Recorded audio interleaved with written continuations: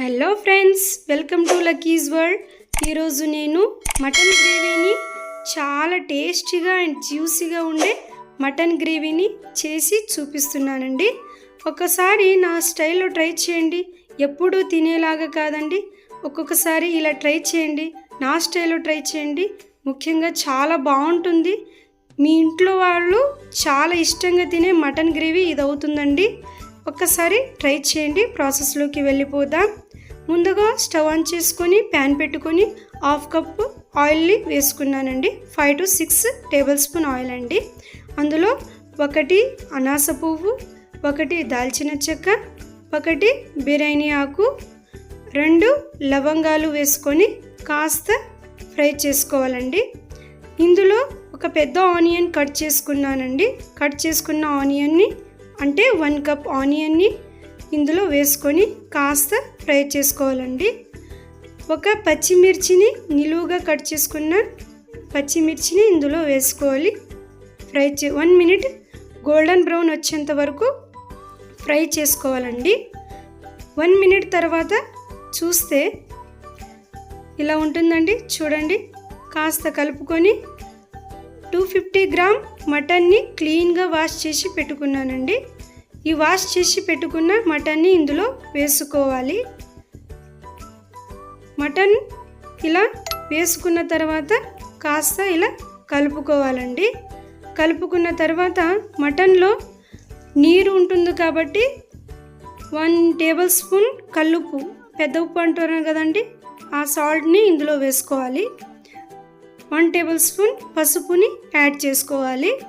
Add చేసుకొని బాగా కలుపుకొని ఒక 5 to 10 మినిట్స్ కుక్ చేయాలండి. అప్పుడే మటన్లో ఉన్న నీరు బయటికి వచ్చి ముక్క చాలా మెత్తగా అయిపోతుంది.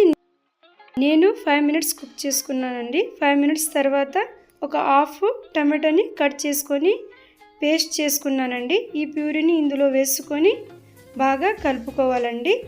ప్యూరీ మొత్తం ముక్కలకి పట్టేలాగా కలుపుకోవాలి.